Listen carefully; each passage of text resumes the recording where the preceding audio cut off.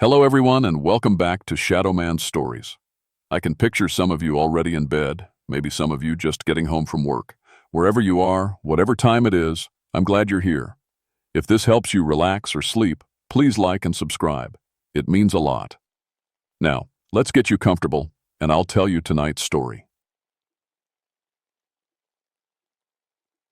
My name is Benjamin Ashworth, but everyone calls me Ben. I've been a park ranger for 21 years now, working the deep woods of Jefferson National Forest in Tennessee. Most folks think my job is just hiking around pretty trails and telling tourists not to feed the bears. They're wrong. My specialty is snakes. Venomous ones, specifically. I study them, track them, and when necessary, relocate them away from campsites and hiking trails. I've published papers on copperhead behavior and administered antivenom more times than I care to count. Hell, I've been bitten myself. A big copperhead got me on the ankle back in '89. Spent 3 days in the hospital, but it taught me to respect these creatures even more. I never believed in the old Cherokee stories about snake spirits. Mountain folklore, I called it. Superstition left over from times when people didn't understand animal behavior. That was before Copperhead Hollow changed everything. The hollow sits 33 miles from Johnson City, deep in the most remote part of the forest. It's a strange place, a narrow valley carved between limestone cliffs, fed by springs that never freeze even in the harshest winters. Thick rhododendron bushes crowd the slopes, and hidden caves lurk behind every waterfall. The Cherokee used to call it sacred ground, a place where the snake spirits danced. During the Civil War, deserters and poison makers hid in those caves. I'd been there dozens of times over the years. It was always a little unsettling, too quiet, too still. The air hung heavy even on clear days, and there was always this faint, sweet smell mixed with something musky. But it was prime copperhead habitat, perfect for my research. That changed in May of 1982. It started with a phone call from the naturalist station in Johnson City. Dr. Sarah Chen, a herpetologist from the university, had been leading a research team in the hollow. 6 people total, all experienced field researchers. They'd been studying snake breeding patterns when something went wrong. "Ben, you need to get down there." Sarah's voice crackled through the radio static. "The snakes, they're not acting right. Not right at all." "What do you mean, not right?" "They're moving together, like they're organized. And there's so many of them, Ben, more than I've ever seen in one place." I packed my gear and headed out at first light. The trail to Copperhead Hollow was barely a deer path, winding through dense forest that seemed to swallow sound. By the time I reached the rim of the hollow, the morning mist was rising from the springs below. That's when I saw them. Snakes. Hundreds of them. Copperheads mostly, but I spotted timber rattlers and even a few cottonmouths that had no business being this far from water. They were moving in streams across the forest floor, all heading in the same direction, deeper into the hollow. I'd never seen anything like it. Snakes are solitary creatures, except during mating season. And even then, they don't form groups like this. These weren't just gathering randomly either. They moved with purpose, like soldiers marching to war. My radio crackled. "Ben, this is Dana Murphy. You copy?" Dana was another ranger, stationed 15 miles south. Good woman, tough as nails. "I copy, Dana. What's your location?" "About 2 miles from your position, coming up the North Trail. Carl's with me. We got reports of missing hikers in your area." Carl Winters was our newest ranger, fresh out of training but eager to learn. I was glad for the backup. "I'm seeing some unusual snake activity here," I radioed back. "Definitely something worth investigating. Meet me at the main spring." I started down into the hollow, stepping carefully around the moving streams of serpents. They ignored me completely, focused on their mysterious destination.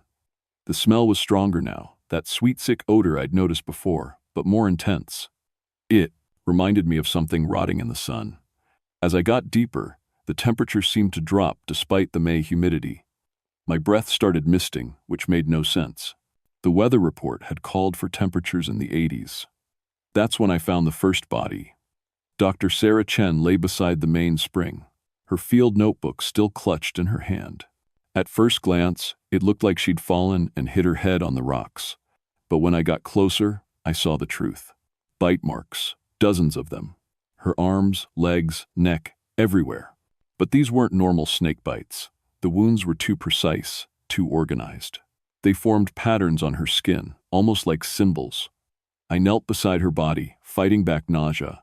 In 21 years of ranger work, I'd seen bear attacks, cliff falls, hypothermia deaths. This was different.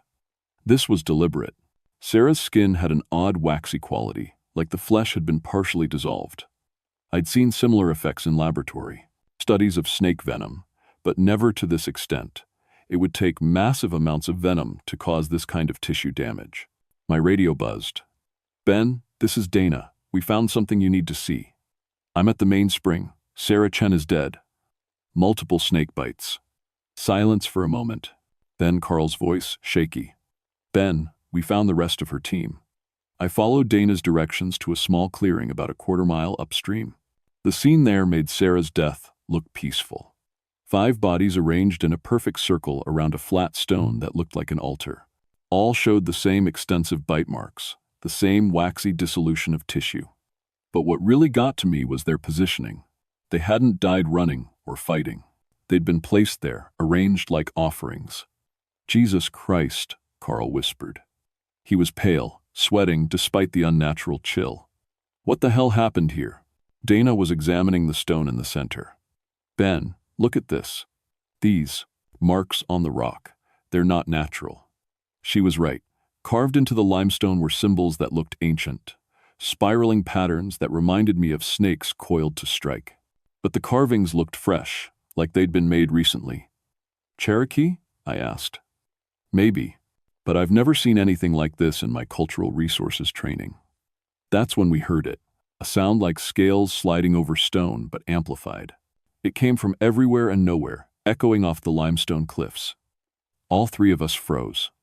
"That's a big snake," Carl said, his voice barely a whisper. I'd heard plenty of large snakes moving through brush. This was different. Bigger than any snake had a right to be. And it was moving toward us. "Back to the trail," I ordered. "Now." We moved quickly but carefully, trying not to panic. The sound followed us, sometimes close, sometimes distant. Occasionally, I caught glimpses of movement in the rhododendron, something massive, sliding between the bushes. When we reached the edge of the clearing, I risked a look back. Something was rising from behind the altar stone. At first I thought it was a tree trunk, but tree trunks don't move with that fluid, sinuous motion.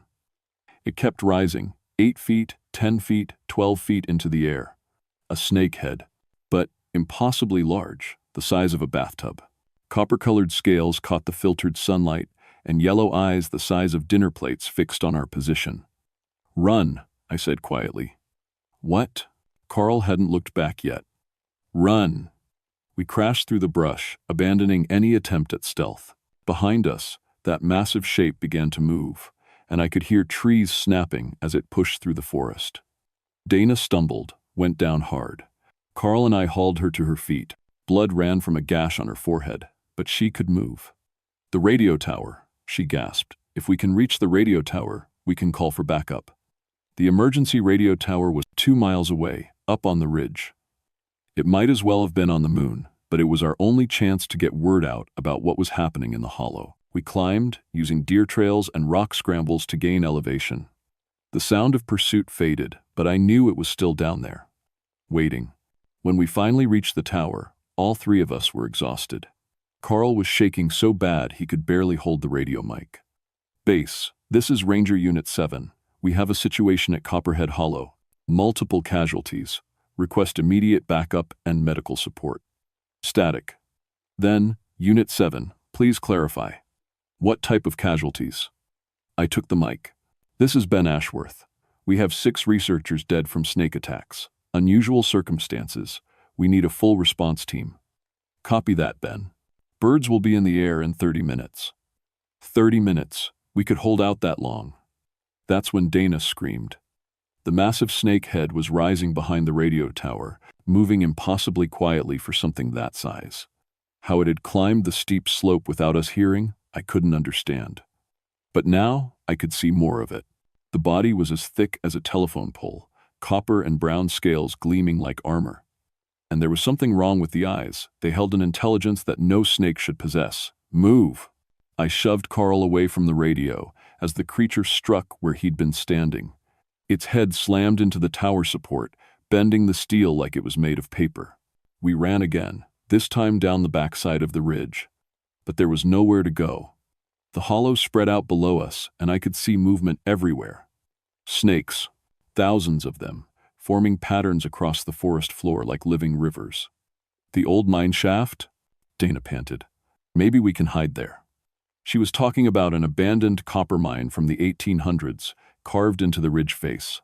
It was dangerous, old timbers, unstable ceiling, but it was shelter. We found the entrance and squeezed inside. The tunnel was barely wide enough for a person, which meant even that massive snake couldn't follow. But as we moved deeper into the mountain, I heard something that made my blood freeze. Voices. Human voices, speaking in a language I didn't recognize. "You hear that?" Carl whispered. I nodded.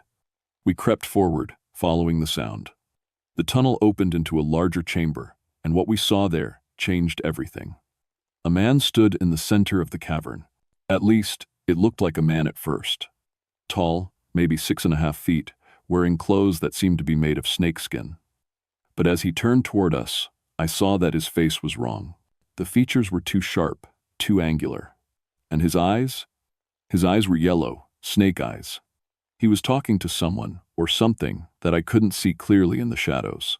The language sounded old, musical, but with a hissing quality that raised the hair on my neck. "Cherokee," Dana breathed in my ear. "That's Cherokee," he's speaking. The man-thing heard her whisper, those yellow eyes fixed on our hiding spot, and he smiled. His teeth were needle-sharp, and when he opened his mouth wider, I saw fangs that could belong to no human being.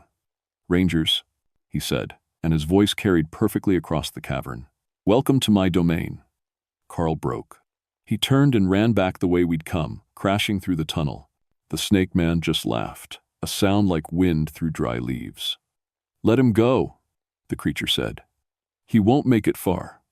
I wanted to follow Carl, but Dana grabbed my arm. She was staring at something else in the cavern, markings on the walls that looked like the carvings we'd seen at the altar. "Ben," she whispered, "look at the paintings." Ancient artwork covered the stone walls. Scenes of snakes and humans, but not the way you'd expect. In these paintings, the snakes were clearly in charge. Humans knelt before massive serpents, offered sacrifices, begged for mercy. And in the center of it all, one figure appeared over and over. A man who could become a snake who could become a man. The Snake King. "You understand now," the creature said, moving closer. His walk was fluid, too smooth, like he was gliding rather than stepping. The Cherokee knew. They respected the old contracts. "But your people? Her people have forgotten." "What contracts?" I managed to ask. "The hollow belongs to us, always has. We allow humans to pass through, but only if they show proper respect. Your researchers, they took eggs. Snake eggs. They disturbed the breeding grounds during the sacred season. I thought about Sarah's team, their snake breeding research. They were good people, careful scientists.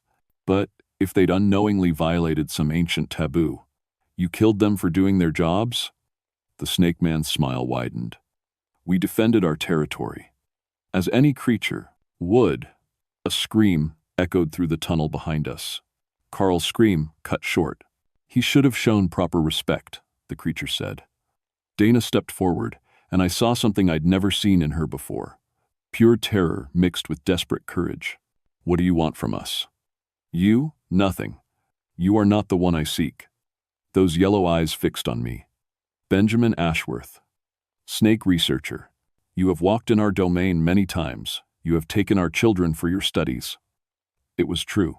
I'd captured countless snakes over the years, relocated them, sometimes killed them when they posed threats to humans. It was my job. But standing there in that ancient cavern, facing something that was both human and serpent, I began to understand how it might look from their perspective. "I was protecting people," I said. "Were you? Or were you protecting your own kind's right to invade wherever you pleased?" Before I could answer, the cavern began to fill with movement. Snakes poured from cracks in the walls, holes in the floor, shadows I hadn't noticed. Copperheads, rattlers, water moccasins. They flowed around the snake man like he was an island in a river of scales. "You have a choice, Benjamin Ashworth," the creature said. "You can die here, food for my children, or you can carry a message to your people." "What message?" "The hollow is ours, sacred ground. No human sets foot here again, or they will join your friends in feeding the earth." Dana was backing toward the tunnel, but snakes blocked her path. We were trapped. "And if I refuse?" The snake man began to change. His human features melted away, bones reshaping with wet cracking sounds. His skin became scales, his body elongated, and suddenly I was facing that massive serpent head again. But now I could see the intelligence behind those dinner plate eyes. When he spoke, the voice came from everywhere at once. "Then you become part of the hollow forever." The transformed Snake King reared up to his full height, nearly touching the cavern ceiling. Around us, hundreds of smaller snakes began to move in coordination, forming circles that slowly contracted toward where Dana and I stood. "Wait," I said, raising my hands. "I need to understand something." The massive head tilted, yellow eyes studying me with alien intelligence. "You said the Cherokee knew about contracts. What contracts?" The transformation reversed partially, leaving the creature in a form halfway between human and snake, upright but covered in scales, with a face that was almost human but wrong in every detail. "Long ago, when your kind first came to these mountains, they made agreements. The Cherokee understood that some places belonged to the old spirits. The snake people, the bear people, the crow people. We would share the land, but humans would respect the sacred spaces. And we broke those agreements. Your government broke them. Your settlers broke them. Your researchers break them still, thinking they have the right to go anywhere, take anything, study whatever they please." I thought about all the times I'd entered the hollow over the years, capturing snakes for research, marking territory for the Park Service. Had I been trespassing this whole time? "The Cherokee are gone from here," I said. "Some remain. They remember the old ways. They warned me you would come eventually. The Snake Man, they called you. The one who handles serpents without fear." Dana was pressed against the cavern wall, snakes coiled around her ankles but not yet striking. Her eyes met mine, and I saw she understood. This was bigger than just territorial animals. This was about respect, about boundaries that went back centuries. "What would it take," I asked, "for the hollow to be left alone?" The Snake King's laugh was like gravel sliding down stone. "More than you can give, Ranger. Your people don't understand anything but force." As if summoned by his words, the sound of helicopters echoed from outside. "The rescue team, right on schedule." "Ah," the creature said. "More trespassers. Perfect." He flowed toward the cavern entrance with impossible speed. I knew what was going to happen. Good people, rangers and medics and pilots, were about to fly into a supernatural ambush. "No," I said, and stepped into his path. The Snake King stopped, massive coils bunching with tension. "You would fight me? You, who studies my children, who knows what we can do? I know you're fast, I know you're strong, but I also know something else." I reached into my belt pack and pulled out a small leather pouch. Inside were items I'd been carrying for weeks without really knowing why.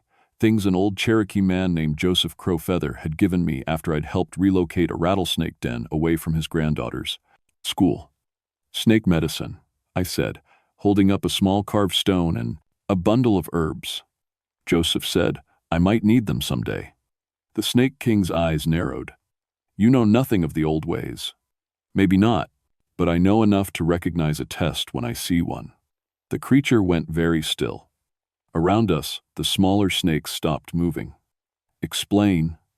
"You could have killed us immediately. You could have killed those researchers without talking to them first, but you didn't. You're looking for something. Someone who understands that there are rules." I held up the stone carving, a serpent biting its own tail. Joseph said this represents the balance. Predator and prey, life and death, respect and consequence. You're not just defending territory, you're teaching. For a long moment, the only sound was the distant helicopter rotors. Then the Snake King began to laugh, and this time it sounded almost human. "Joseph Crowfeather, that old man still lives?" "He does. And he remembers the contracts." The creature's form began to grate, shift again, becoming more human. What would you propose, Benjamin Ashworth? The hollow becomes protected land. No research, no development, no tourists. Official designation as sacred Cherokee territory, if the tribe agrees. And I become the guardian, the one who makes sure the boundaries are respected. And in return, no more deaths. The people in those helicopters go home alive. The hollow stays secret, stays protected. The Snake King considered this, yellow eyes never leaving my face. Finally, he nodded. There will be conditions. You must learn the proper rituals. You must speak for us to your people, but also speak for your people to us when they inevitably trespass again. Agreed. And you must carry the mark. Before I could ask what that meant, he struck. Not with his massive snake form, but as the half-human creature. Fangs sank into my shoulder, and venom flooded my system. But it wasn't killing venom. As consciousness faded, I heard his voice in my mind. Now you are bound to this place, as I am. Now you understand what it means to be between two worlds. The last thing I saw was Dana screaming my name as the rescue team finally reached the cavern. I woke up in Johnson City Memorial Hospital 3 days later. The doctors said I'd had a severe allergic reaction to multiple snake bites, but that somehow my system had fought off what should have been a lethal dose of venom. They called it a miracle. Dana visited every day during my recovery. She'd told the rescue team that we'd been attacked by an unusually aggressive snake population, possibly affected by some kind of environmental contamination. The official report mentioned unexplained animal behavior and recommended closing the hollow pending further study. Carl Winters was found dead 2 miles from the radio tower, killed by what the coroner ruled as massive snakebite trauma. The 6 researchers were removed for burial, though their families were told the deaths resulted from an unfortunate encounter with disturbed wildlife. Nobody mentioned the cavern paintings or the impossible things we'd seen. Who would believe us? But I remembered everything, and more than that, I could feel the change the Snake King's bite had made in me. Sometimes, when I was very quiet and very still, I could sense the snakes in the forest around me. I knew where they denned, when they hunted, how they moved through their territory. I also had dreams of ancient agreements, of spirits that had walked these mountains since before humans arrived, of a balance that my people had forgotten but that still existed, waiting to be honored again. 6 months later, Copperhead Hollow was officially designated as a protected Cherokee cultural site. Joseph Crowfeather helped me navigate the tribal politics, and I learned that the Cherokee Nation had never forgotten their agreements with the old spirits. They were just waiting for someone from the Park Service to listen. I became the Hollow's guardian, the only human authorized to enter. My job was to monitor the ecological restoration and ensure no unauthorized access. What I really did was maintain the boundary between worlds. Sometimes I met with the Snake King. He appeared in human form now, though never completely human. We would discuss the terms of our agreement, address violations, plan for the future. He told me about other protected places, other spirits who guarded Appalachian wilderness areas, bears in the North Carolina mountains, great horned owls in Virginia, creatures that had learned to hide from human expansion while protecting what remained of the wild places. Dana transferred to a different district. She never spoke about what happened in the hollow, but sometimes I caught her watching me with worried eyes. She knew I'd been changed by something beyond normal experience, but she also knew some truths were too dangerous to speak aloud. The other rangers started calling me the Snake Whisperer. They didn't know how right they were. Last month, I got reports of unusual reptile behavior in the Smoky Mountains. Coordinated movement patterns, snakes appearing where they shouldn't be. It sounds familiar. I'm 53 now, getting close to retirement, but I don't think my real work will ever be finished. The old contracts are still in effect, and there are still people who need to learn respect for boundaries they can't see. If you're ever hiking in the deep woods of Appalachia, pay attention to the warning signs. Not just the official ones about bears and rough terrain. Watch for the subtle signals. Too many snakes in one area, ground that feels wrong under your feet, that sweet, sick smell that means you're walking where you shouldn't. The spirits are still here. They're still watching. And they're still deciding whether humans can be trusted to share the wild places. Some lessons are too important to ignore, even if they come from teachers you never expected to meet, especially then.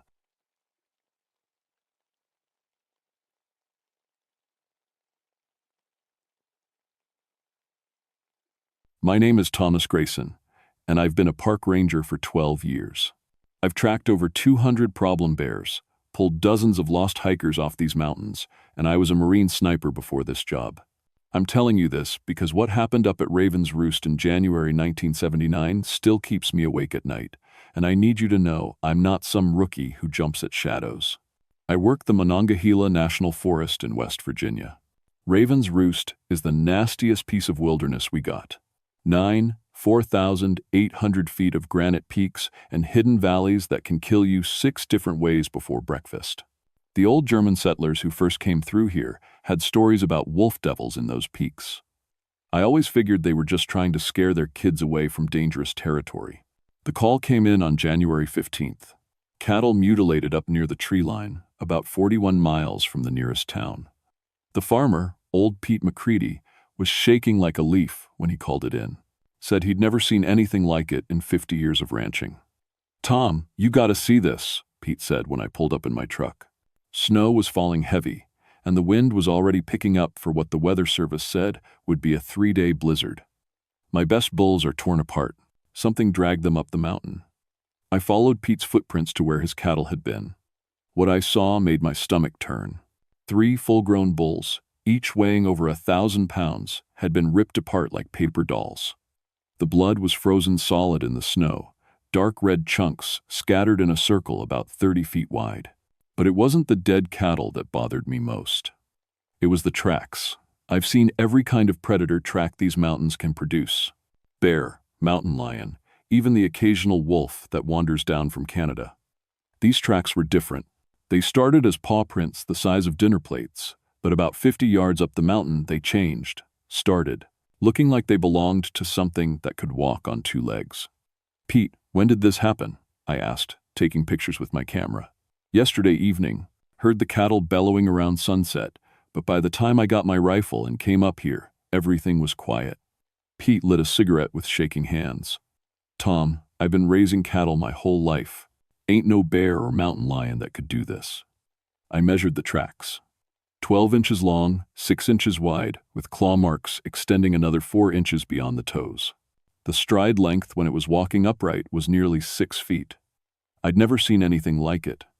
The snow was getting heavier, and the temperature was dropping fast. My breath came out in thick clouds, and the wind was starting to howl through the trees. I needed to get back down the mountain before the storm got worse. "Pete, you keep your cattle close to the barn for the next few days. I'm going to track this thing and see what we're dealing with." As I hiked back to my truck, I couldn't shake the feeling that something was watching me. The forest was too quiet. In 12 years of ranger work, I'd never heard the mountains this silent. No birds, no squirrels, no sounds at all except my boots crunching in the snow and the wind picking up in the trees. That night, I sat in my cabin, going through wildlife identification books and calling other rangers. Nobody had ever seen tracks like the ones I'd photographed. My supervisor, Chief Ranger Williams, told me to head back up in the morning and set some cameras to see what we were dealing with. "Probably just an escaped zoo animal," Williams said over the radio. "Maybe a grizzly that somebody was keeping illegally. Get some pictures and we'll call in Fish and Wildlife if we need to." I wanted to believe him. Escaped zoo animal made sense. It explained the size of the tracks and the damage to the cattle, but it didn't explain the tracks changing from 4 legs to 2. I checked my gear that night: rifle, ammunition, camera equipment, GPS, emergency radio. Everything was working perfectly. The Weather Service was calling for the blizzard to hit around noon the next day, with temperatures dropping to 15 below zero and winds up to 40 miles per hour. I'd have to work fast. As I was falling asleep, I heard something that made my blood run cold. A howl echoed across the valley, unlike anything I'd ever heard before. It was too deep for a wolf, too long for a coyote, and it seemed to go on forever. The sound made my cabin windows rattle. I grabbed my rifle and stepped out onto my porch, but the howling had stopped. The forest was dead quiet again, except for the wind in the trees. I stood there for 10 minutes, listening, but heard nothing else. That night, I dreamed about walking through snow that was red with blood, following tracks that kept changing shape under my feet. I was back up the mountain by 8 the next morning. The snow had stopped temporarily, but dark clouds were building on the horizon. I had maybe 4 hours before the real storm hit. Following the tracks from Pete's cattle, I hiked steadily upward through pine trees heavy with snow. The trail was easy to follow. Whatever had killed those bulls hadn't been trying to hide its path. Every 100 yards or so, I found claw marks on trees, always about 12 feet up from the ground. The marks were fresh, made within the last day or two. After an hour of climbing, I found the first campsite. It had been a small hunting camp, just 2 tents and a fire ring. But it looked like a tornado had hit it. The tents were shredded into ribbons, sleeping bags torn apart with stuffing scattered everywhere. Camping gear was thrown around like it weighed nothing. A cooler had been crushed flat, but there were no bodies, no blood, just destruction. I took pictures of everything, then checked the remains of the fire. Cold ashes, but I could smell. Something strange mixed with the wood smoke. Something wild and musky, like a wet dog that had been rolling in dead things. The tracks continued up the mountain, joined now by what looked like 2 more sets. Still the same dinner plate-sized paws, but now I was following 3 of whatever these things were. My radio crackled to life. "Tom, this is Patricia. You copy?" Patricia Morse was another ranger, stationed about 20 miles south of my area. She was tough as nails and had been working these mountains longer than I had. "I copy, Patricia. What's your 20? I'm about 5 miles east of your position. Had a call about missing hikers. Found their car at the Blackwater Falls trailhead yesterday. You seen anything unusual up there?" I looked at the destroyed campsite around me.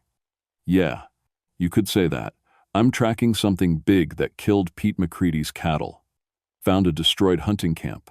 No bodies, but whatever did this is strong enough to crush a ratty. Metal cooler. Jesus, how big are we talking?"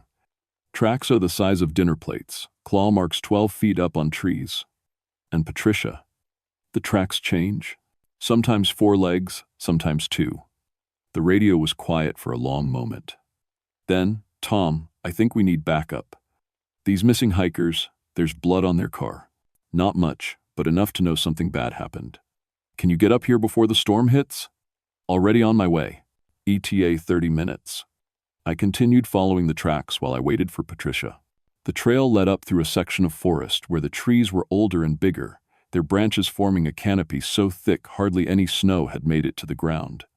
It was darker here and colder. That's when I heard the sound. It started low, like a growling diesel engine in the distance. But it kept getting louder, and I realized it wasn't mechanical at all. Something was growling, and it was big. I stopped walking and listened.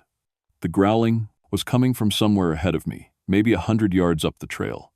I could hear it moving through the trees, branches snapping under its weight. I unslung my rifle and chambered around. The rifle was a .300 Winchester Magnum, powerful enough to drop a grizzly bear with 1 shot. But my hands were shaking as I raised it to my shoulder. The growling stopped. The forest went completely silent again. No wind, no bird sounds, nothing. I could hear my own heartbeat and the sound of my breathing. I stood there for what felt like forever, rifle ready, scanning the trees ahead of me. Then I saw it. Just for a second, between 2 large pine trees about 50 yards away. A shape moving through the shadows. It was huge, bigger than any bear I'd ever seen. It was dark, almost black, and it moved wrong. Too fluid, too fast. And it was watching me. I fired. The shot echoed through the forest like thunder. Birds exploded out of the trees around me, and snow fell from the branches. But when I looked where I'd aimed, there was nothing there. Just trees and shadows. I approached the spot carefully, rifle ready for another shot. No blood in the snow. No sign that I'd hit anything. But there were tracks. Fresh ones pressed deep into the ground, and they were bigger than the ones I'd been following. My radio crackled. "Tom, what was that shot?" "Patricia, I saw it, the thing that killed the cattle. It's big, and it's fast, and it doesn't act like any animal I've ever seen. I'm almost to your position. Stay put." But I couldn't stay put. The tracks were leading deeper into the mountains, toward a section of wilderness that I knew was riddled with caves. If whatever this thing was had a den up there, I needed to know about it before other people got hurt. I followed the tracks for another 20 minutes. The trail led to a rocky outcropping where a stream had carved a deep gorge through the mountain. There was a natural bridge of the stone across the gorge. And on the other side, I could see the dark mouth of a cave. The tracks led straight to the cave. But there was something else. At the base of the stone bridge, partially hidden by snow and fallen rocks, were scattered pieces of camping gear. Torn fabric, broken tent poles, a sleeping bag that had been ripped to shreds, and bones, human bones, picked clean and scattered like toys. I counted pieces of at least 3 skeletons. Based on the size of the skulls, at least one had been a child. My hands were shaking so bad I could barely hold my rifle. This wasn't just a dangerous animal anymore. This was something that hunted people, something that killed for more than just food. Behind me, I heard Patricia calling my name. But from the cave across the gorge, I heard something else. A sound that made my blood freeze. Howling. But not just one voice. Multiple voices, all howling together in a harmony that didn't sound natural at all. The sound echoed off the canyon walls and seemed to shake the ground under my feet. And then I realized something that made my stomach drop. The howling wasn't coming from the cave. It was coming from behind me. I spun around to see Patricia running toward me through the trees. But she wasn't alone. About 50 yards behind her, something massive was following her path. Every few seconds, I caught glimpses of it moving between the trees, a dark shape that seemed to flow like water over the ground. "Patricia, run faster, it's behind you." She looked back over her shoulder and I saw her face go white. She picked up her pace, but whatever was chasing her was gaining ground. I raised my rifle and fired 3 quick shots over Patricia's head toward the pursuing shape. The bullets crashed through tree branches, and for a moment the thing stopped moving. Patricia made it to my position, breathing hard and shaking. "What the hell is that thing?" she gasped. "I don't know, but there's more than one of them. Look." I pointed across the gorge to the cave mouth. 3 shapes had emerged from the darkness. Even at this distance, I could see they were huge. They moved on 4 legs like wolves, but when they stopped to look at us, they reared up on their hind legs like bears. They were at least 8 feet tall when standing upright. "Tom, we need to get out of here. Now." But before we could move, the howling started again. This time it was all around us. The 3 creatures across the gorge were howling. The one that had chased Patricia was howling from the forest behind us, and now I could hear answering calls from other directions. We were surrounded. "The radio," Patricia said. "Call for backup." I tried my emergency radio, but all I got was static. Patricia tried hers with the same result. The GPS on my belt was showing our location as undefined, even though I knew exactly where we were. One of the creatures across the gorge made a sound that was half bark, half roar. The other 2 responded, and then all 3 of them started moving along the edge of the canyon, looking for a way across. "There's a trail down into the gorge about a 1/4 mile south," I told Patricia. "If they find it, they can get across in 10 minutes. What about the cave? Can we get in there and defend ourselves?" I looked at the scattered human bones around us. "I don't think that's a good idea." The howling was getting closer from multiple directions now. Through the trees, I could see dark shapes moving toward us. Big shapes. And they were coordinating their approach like a wolf pack, trying to surround us. "The old mining trail," Patricia said suddenly. "There's an abandoned mine shaft about half a mile east of here. If we can get there, we can get underground." It was our best option. We started moving, staying low and trying to use the trees for cover. Behind us, I could hear heavy footsteps crashing through the privy. Underbrush. The things weren't trying to be quiet anymore. As we ran, I got my first clear look at one of them. It came out of the trees about 30 yards to our right, and what I saw made me stumble and almost fall. It was the size of a small horse, but built like a wolf. Its fur was so dark it seemed to absorb light. The head was wrong, too big, too intelligent. When it looked at me, I saw eyes that held too much understanding. But the worst part was when it stood up on its hind legs. It rose to a height of at least 9 feet, and its front paws changed. The claws extended, the shape shifted, and suddenly it had hands. Crude, oversized hands with fingers that ended in claws, but hands nonetheless. It pointed at us and made a sound that was almost like speech. The other creatures responded with howls that seemed to be answering. "They're talking to each other," Patricia whispered as we kept running. The storm was hitting now, Snow was falling so hard I could barely see 20 feet ahead, and the wind was howling louder than the creatures. But that meant they probably couldn't see us very well either. We found the old mining trail and followed it uphill toward the abandoned shaft. The trail was treacherous, covered in ice and loose rocks, but it was our only chance. Behind us, I could hear the creatures crashing through the forest, getting closer. The mine entrance was a black hole in the side of the mountain, blocked by a rusted metal grate that had been cut open years ago by illegal miners. We squeezed through the opening and found ourselves in a tunnel that disappeared into darkness. "Do you have a flashlight?" Patricia asked. I pulled out my emergency light and clicked it on. The beam revealed a tunnel about 6 feet wide that stretched back into the mountain. The walls were rough-hewn rock, and old wooden support beams crossed the ceiling every few yards. Behind us, we heard the creatures arrive at the mine entrance. They were making new sounds now, not howling, but something like talking. Low, guttural sounds that almost formed words. "How far back does this tunnel go?" Patricia whispered. "I don't know. Could be 100 yards, could be a mile." We started moving deeper into the mine. The tunnel sloped downward and curved to the left. After about 50 yards, we came to a junction where 3 tunnels branched off in different directions. That's when we heard David Sterling's voice. "Hello? Is someone there? Help me." David was another ranger, stationed out of the Elkins office. I hadn't known he was in our area. "David, where are you?" "Down here, in the lower tunnel. I'm hurt." His voice was coming from the middle tunnel, which sloped sharply downward. Patricia and I looked at each other. Something felt wrong about this, but we couldn't leave another ranger if he was injured.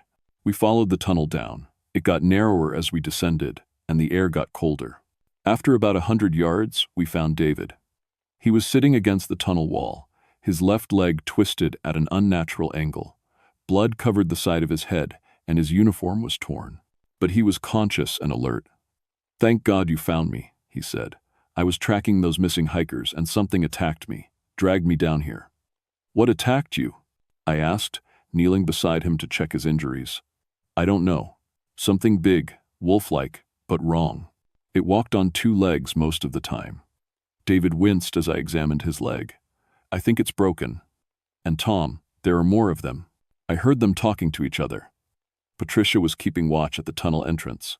"We need to move. Those things are in the mine. I can hear them moving around up there." "Can you walk?"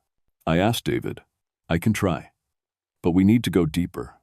There's a chamber further down where we might be able to hide."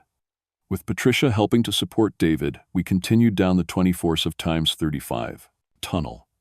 It opened into a natural cave chamber about the size of a small room. Ancient mining equipment was scattered around, rusted pickaxes, broken lanterns, rotted wooden boxes. But in the far corner of the chamber, I saw something that made my blood run cold.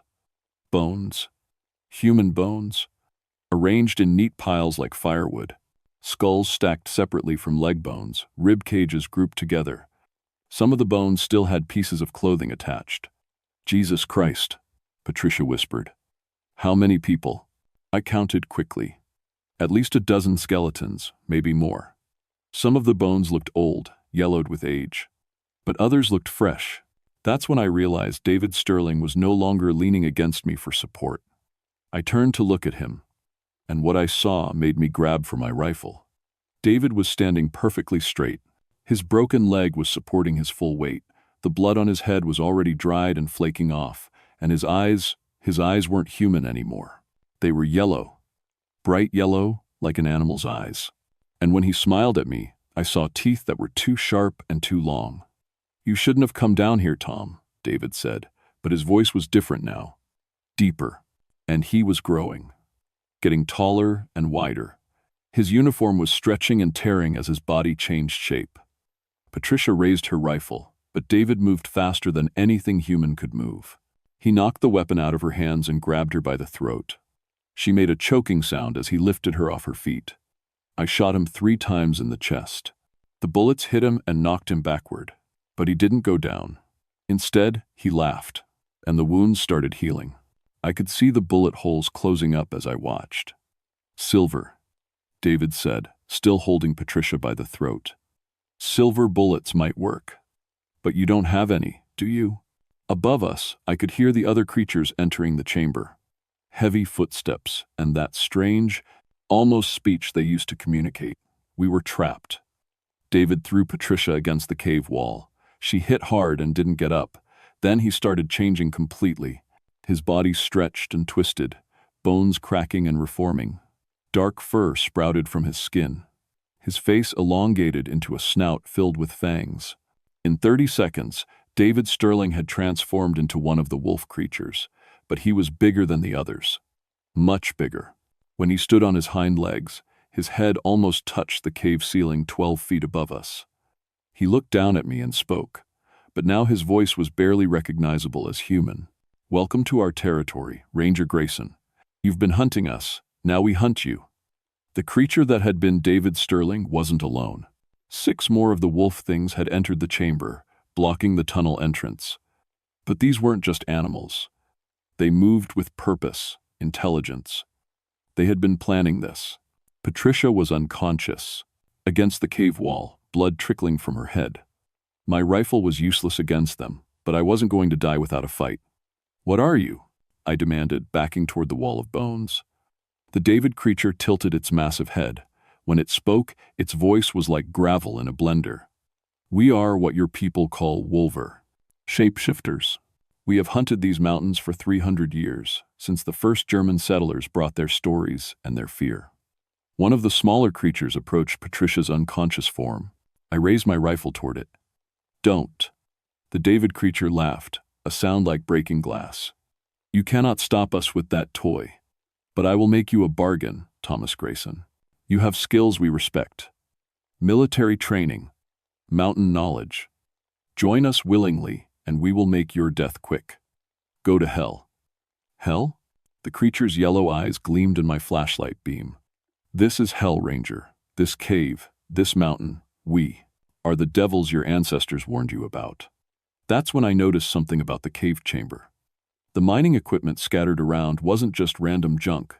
The metal pickaxes, the rusted lanterns, they were all made of iron.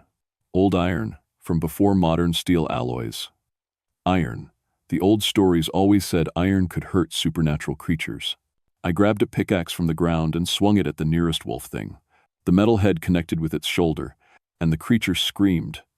Not howled, screamed, like a human in agony. Where the iron had touched, smoke was rising from its fur.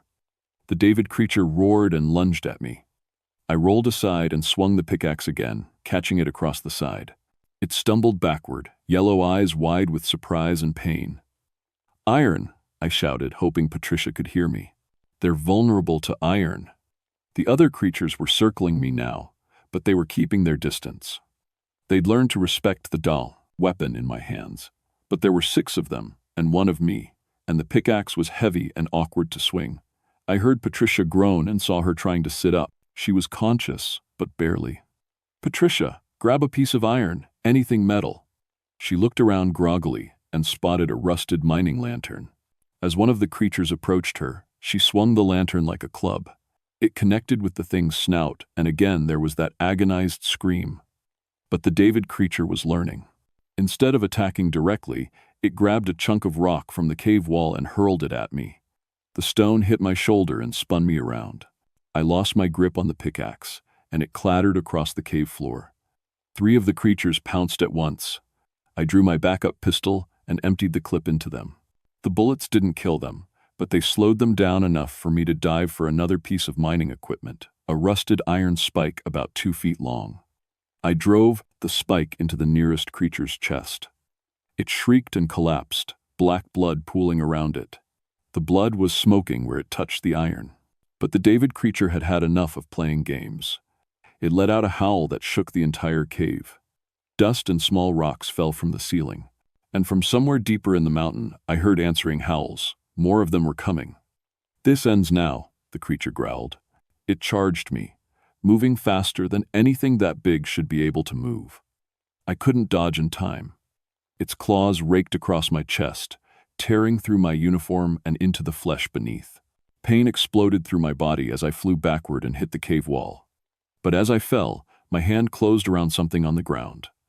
Another iron mining tool, a small hammer with a sharp pick on one end. The David creature loomed over me, preparing to deliver a killing blow. Its massive jaws opened, revealing rows of teeth like railroad spikes. I drove the iron pick straight up into the soft tissue under its chin. The creature's roar became a gurgle as black blood poured from its mouth. It staggered backward, clawing at the iron embedded in its throat. Smoke rose from the wound, and I could smell burning flesh. The other creatures were screaming now, but not in anger, in fear. Their pack leader was dying, and they could feel it. Patricia had found an iron crowbar and was holding off two of the smaller creatures. But she was bleeding from multiple wounds, and I could see she was weakening. The David creature fell to its knees, still clawing at the iron in its throat, its yellow eyes fixed on mine one last time. "This will not end us," it gasped. "We are eternal. We are the darkness between your campfires." Then it collapsed and was still. The remaining creatures looked at their dead leader, then at the iron weapons in our hands. Without warning, they turned and fled back up the tunnel. Their howls echoed through the mine shaft as they retreated, but the sound was different now. Mournful, defeated. Patricia and I sat in the cave chamber, bleeding and exhausted, surrounded by the bones of their previous victims. Outside, the blizzard was still raging, but the immediate danger was over. "How many people do you think they killed?" Patricia asked, looking at the stacked bones. "Too many," I said, "and they'll kill more unless someone stops them." But even as I said it, I knew the truth. We had killed one of them, maybe scared the others away temporarily, but creatures that had been hunting these mountains for 300 years weren't going to disappear because we'd won one fight. We bandaged our wounds with torn pieces of our uniforms and made our way back to the mine entrance. The storm was beginning to clear, and we could see patches of blue sky through the clouds. It took us 6 hours to hike back to civilization. We left the body of the David creature in the oak cave. No one would have believed what we'd seen anyway. The official report stated that Ranger David Sterling died in a climbing accident during the blizzard. His body was never recovered from the avalanche that supposedly buried him. Patricia and I were treated for exposure and animal attacks. The doctors assumed we'd encountered a bear. Chief Ranger Williams read our written reports and filed them under unresolved wildlife incidents. He never asked follow-up questions, and we never volunteered additional information. Some things are better left buried in government filing cabinets. But 3 weeks later, military vehicles started showing up around Raven's Roost. The entire wilderness area was quietly closed to the public for geological surveys. Soldiers in unmarked uniforms patrolled the perimeter. When local reporters asked questions, they were told it was classified environmental research. The surveys lasted 6 months. When the area reopened, it came with new regulations. No camping above 3,000 feet. No hiking alone. Mandatory check-ins every 12 hours for anyone entering the backcountry. And a warning posted at every trailhead. Recent predator activity has resulted in human fatalities. Exercise extreme caution. Patricia requested a transfer to a ranger station in Florida. She said she'd had enough of mountains for one lifetime. I don't blame her. She still wakes up screaming sometimes, according to her letters. I stayed in West Virginia, but I took early retirement after 2 more years. Couldn't handle the mountains anymore. Every shadow between the trees looked like something hunting me. Every howl in the distance made my hands shake. The cattle killings continued, but they spread out across a wider area. Farmers in 3 counties started losing livestock to unknown predators. The state wildlife department issued statements about invasive wolf populations and increased bear activity, but the local people knew better. They started keeping iron horseshoes nailed above their doors and carrying cold iron nails in their pockets. I moved to a small town in Ohio, where the land is flat and open, where you can see for miles in every direction. But I still follow the news from the Appalachian Mountains. Missing hikers, unexplained animal attacks, entire families disappearing from remote cabins. And sometimes, on quiet nights when the wind is just right, I swear I can still hear them howling, calling to each other across hundreds of miles of wilderness, coordinating, planning, waiting. I'm telling you this story because you need to know. If you're planning to go hiking or camping in the remote mountains of West Virginia, Pennsylvania, or Virginia, understand what you're walking into. Take iron with you, old iron, wrought iron, anything made before modern steel processing. And never, ever go alone. Because the wolver are still out there. They've been hunting these mountains since before your great-great-grandparents were born, and they'll be hunting long after your grandchildren are dead. We didn't destroy them in that cave. We just taught them to be more careful. David Sterling wasn't the first ranger they replaced, and he won't be the last. They're patient, they're intelligent, and they're learning to blend in better with human society. So when you meet a park ranger or a local guide who seems to know just a little too much about the hidden trails and secret places, look at their eyes. Really look, because if you see yellow staring back at you, you need to run. And if you hear howling in the mountains at night, howling that sounds almost like singing, almost like words you can't quite understand, don't investigate. Don't follow the sound. Pack up your camp and get back to civilization as fast as you can. The wolver are always hunting, and they're always hungry. My name is Thomas Grayson, and this is the truth about what stalks the high peaks of Appalachia. I've carried this secret for 30 years, but I'm old now, and the nightmares are getting worse. Someone else needs to know. Someone else needs to be watching. Because they're still out there, waiting.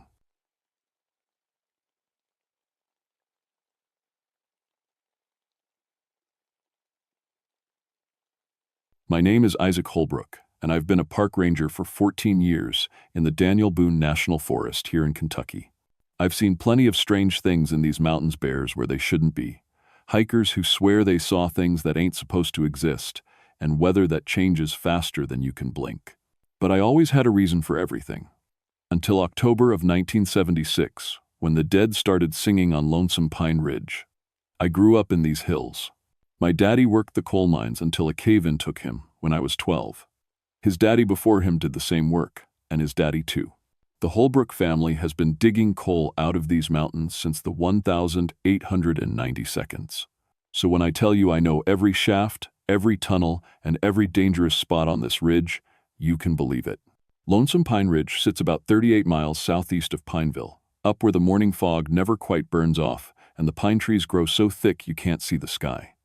The old Consolidated Coal Company had operations up there from the 1922 until 1947, when they finally gave up after too many accidents and not enough profit.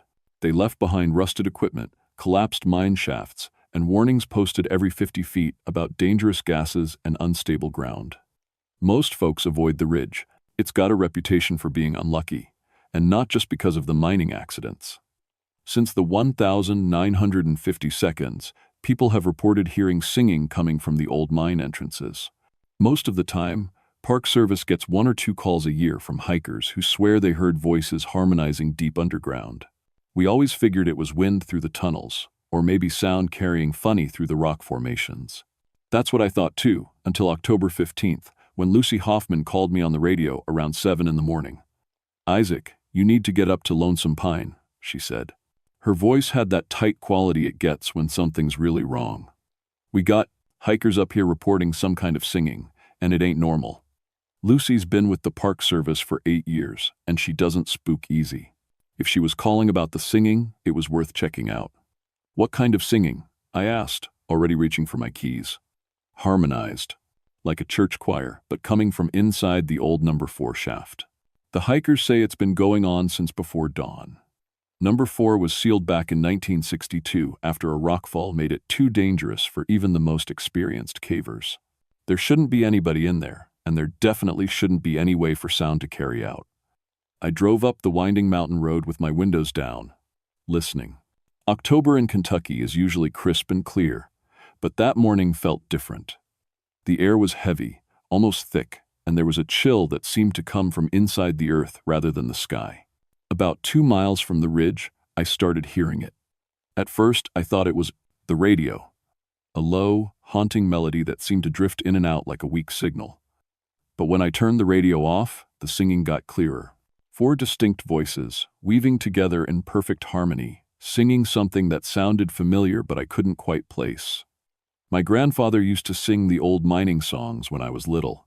Songs about dark tunnels and men who never came home. Songs about the danger underground and the families waiting above. As I got closer to the ridge, I realized that's what I was hearing. Mining ballads from 50 years ago, sung by voices that seemed to come from everywhere and nowhere at once. By the time I reached the number 4 shaft, the hair on my arms was standing up, not from cold but from something else entirely. Something that told me this wasn't wind through tunnels or hikers playing games. This was something that shouldn't exist. Lucy was waiting for me at the trailhead with 2 hikers, a young couple from Louisville who looked like they'd seen a ghost, which, as it turned out, maybe they had. "Tell him what you told me," Lucy said to the woman, whose name was Sarah. Sarah wrapped her jacket tighter around herself and pointed toward the sealed mine entrance about 100 yards up the slope. "We were camping down by Laurel Creek last night. Around 4 this morning, we heard singing. At first, we thought it was maybe other campers, but it kept going for hours. The same songs, over and over." Her boyfriend, Mike, nodded. "We followed the sound up here. It's definitely coming from inside that mine. But look at it, there's no way anyone could get in there." He was right. The entrance to number 4 had been sealed with concrete and steel mesh. Rusted warning signs hung from the barrier. "Danger, poisonous gases, unstable structure, keep out." The concrete hadn't been disturbed, and there were no other openings big enough for a person to fit through. But the singing was definitely coming, from inside. "How many voices do you hear?" I asked them. Sarah and Mike looked at each other. 4, Mike said. "Maybe 5, all men, singing in harmony." I listened for a minute. The melody was clearer now, and I recognized it. "Down in the Mine," an old ballad my grandfather used to hum while he worked in his garden. But these voices were singing it exactly the way he used to, with the same timing, the same emphasis on certain words. "Lucy, you got the gas detector?" I asked. She handed me the handheld device we use to check for methane and carbon monoxide around old mine sites. Standard procedure when investigating anything near the abandoned shafts. I walked up to the sealed entrance and turned it on. The readings were normal, no dangerous gases seeping out through cracks in the concrete. But something else was happening that made my skin crawl. The temperature was dropping. My breath started fogging about 10 feet from the entrance. By the time I reached the concrete barrier, it felt like winter.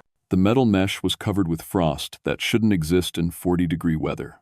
"Isaac," Lucy called from behind me. "You seeing this?" I turned around. Sarah and Mike were backing down the trail, pointing at something above my head.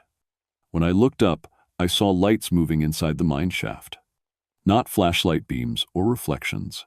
Soft, yellow glows that danced and swayed like candle flames, visible through gaps in the steel mesh. The lights moved in rhythm with the singing, pulsing brighter when the voices hit high notes, dimming during the quieter passages. "That's not possible," I said out loud, but my voice came out as a whisper. The singing stopped. In the sudden silence, I could hear my heart pounding and Lucy's quick breathing behind me. The lights inside the mine flickered once more and went out. Then, clear as day, I heard my grandfather's voice. "Isaac boy, come on down. We've been waiting for you." I knew that voice. I'd grown up hearing it every Sunday dinner, every Christmas morning, every time he told stories about the old days in the mines. But my grandfather had been dead for 15 years. "Isaac, get away from there," Lucy said urgently. "Something ain't right."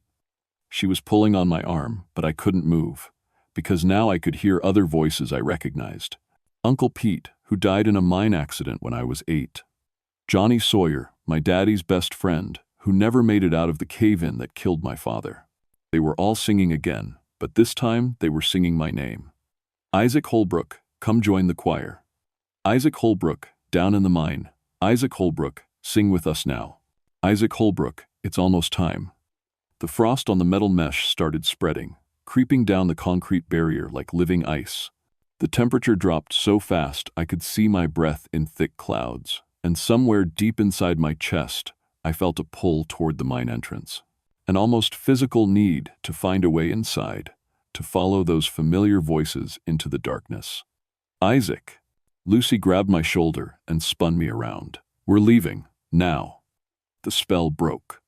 I stumbled backward, suddenly aware that I'd been walking toward the barrier without realizing it. My hands were on the steel mesh, and my fingers were so cold they'd gone numb. We ran down the trail, all 4 of us, and didn't stop until we reached the vehicles. Sarah and Mike got in their car and drove off without another word. I don't blame them. "What the hell was that?" Lucy asked. leaning against her truck and trying to catch her breath. I looked back up the trail toward number 4. The singing had started again, fainter now, but still audible. And there was something else, a scratching sound, like fingernails on concrete. "I don't know," I said, "but we need to find out who died in that mine." Back at the ranger station, I called my supervisor, Martin Webb, and told him we had a situation on Lonesome Pine Ridge. Martin's been with the Park Service for 22 years, and he's seen everything from bear attacks to marijuana farms to hikers who disappeared for weeks and turned up talking about strange lights in the sky. "Singing from a sealed mine?" he said when I finished explaining. "Isaac, you feeling all right? I know how it sounds." But Lucy heard it too, and so did those hikers. "Something's going on up there." Martin sighed. "All right, I'll drive up this afternoon and take a look. Meanwhile, you and Lucy see what you can find in the historical records about number 4. The old mining records were kept in the basement of the Pineville courthouse, in boxes that hadn't been touched in decades. It took us 3 hours to find what we were looking for, but when we did, my blood went cold. Number 4, Shaft, Consolidated Coal Company. Sealed permanently on November 3rd, 1934, following a cave-in that trapped 47 miners. Underground.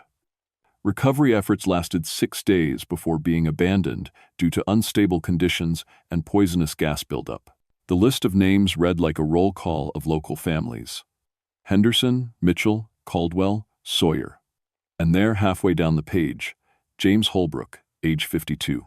Peter Holbrook, age 28. My great-grandfather and great-uncle. Family I'd heard stories about but never really believed were real. "Jesus," Lucy whispered, reading over my shoulder. 47 men? The report included a map of the mine shaft, showing where the cave-in had occurred.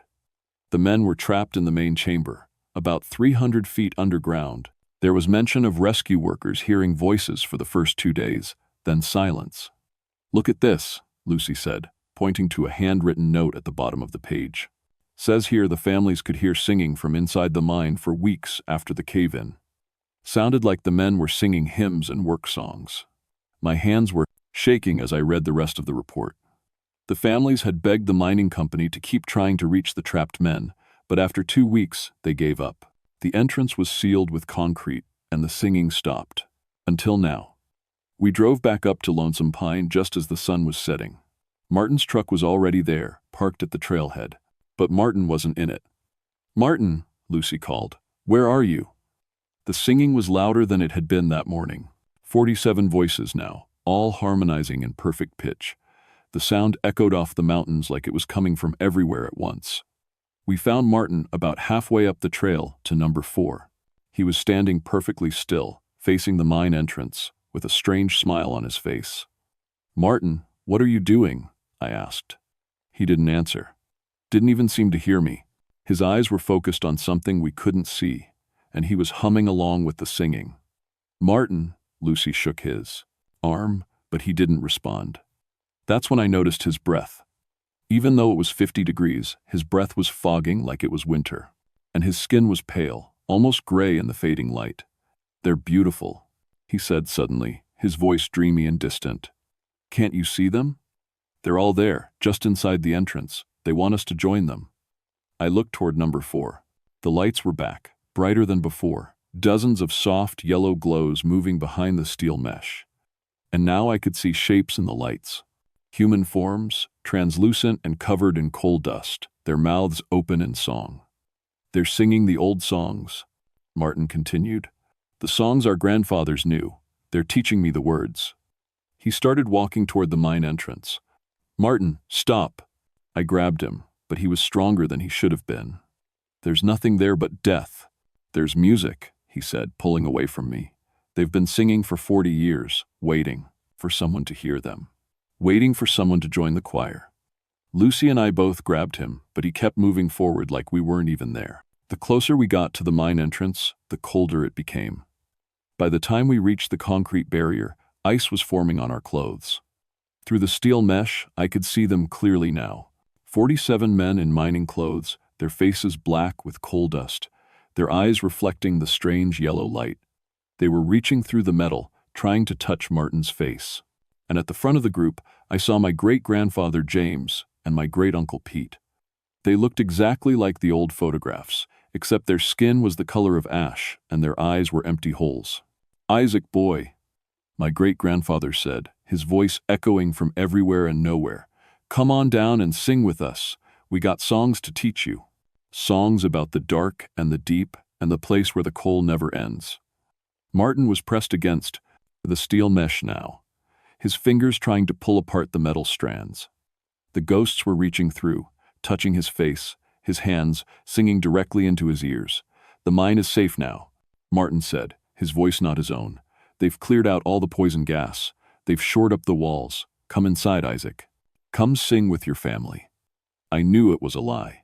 The gas readings I'd taken that morning were normal outside the mine, but that didn't mean anything about the air inside. Methane and carbon monoxide could still be trapped in the sealed chambers, waiting to kill anyone who breathed them. But Martin was already working on the mesh, pulling at the metal strands with strength that shouldn't have been possible. And the singing was getting louder, more insistent, calling my name over and over. "Isaac Holbrook, come join the choir. Isaac Holbrook, it's almost time." I felt that pull again, stronger now. An almost irresistible urge to help Martin tear away the gaze, barrier, and follow the voices into the mine. Part of me wanted to believe they were right, that somehow the mine was safe now, that my family was really waiting for me down there in the dark. But Lucy saved us both. She pulled out her service pistol and fired 3 shots into the air. The sound echoed off the mountains like thunder, and for a moment the singing stopped. The ghosts faded back into the darkness, and Martin collapsed against the concrete barrier, gasping for breath. What was I doing?" he asked, looking around in confusion. "You were trying to get into the mine," I said. "Something in there was calling to you." Martin looked at the steel mesh, where frost was still spreading in unnatural patterns. "I remember voices. They sounded so real. So welcoming." "They were real," Lucy said quietly. "And that's the problem." We got Martin back to his truck and followed him down the mountain. But as we drove away, I could hear the singing start, up again behind us. And this time, there was something different about it. This time, they were singing angry songs. The next morning, we found the 3 missing hikers. They were inside number 4 shaft, past the concrete barrier that should have been impossible to breach. The steel mesh had been torn apart from the inside. The metal strands twisted and bent like someone with incredible strength had grabbed them and pulled. "How did they get through?" Lucy asked, staring at the destroyed barrier. I was looking at something else. Boot prints in the frost that covered the ground around the mine entrance. Not the hikers' boots, these were older, with hobnail soles like the mining boots they used in the 1930 seconds. "They had help," I said. Martin was coordinating the recovery effort with the state police and the fire department rescue team. But when the first rescuer went into the mine with breathing apparatus and safety lines, he came back out white as a sheet. "They're about 300 feet in," he reported. "But they ain't alone down there." "What do you mean?" Martin asked. "I mean, there's other people in that mine. Lots of them. They're standing around the bodies, singing." The rescuer's name was Dave Kowalski, and he'd been doing mine rescues for 15 years. He'd seen every kind of accident and every kind of death that could happen underground, but his hands were shaking as he described what he'd found. They looked like miners from the old days. Work clothes, hard hats with carbide lamps, but they were wrong somehow, transparent, and the singing, it was coming from all of them at once, like a choir. "Did they try to stop you?" I asked. "No, they just watched me. But when I started to move toward the bodies, they started singing louder. And I felt," he paused, searching for words. "I felt like they wanted me to stay. Like they were trying to convince me the air was safe to breathe if I just took off my mask." We sent down 3 more rescue teams over the next hour. Each one came back with the same story.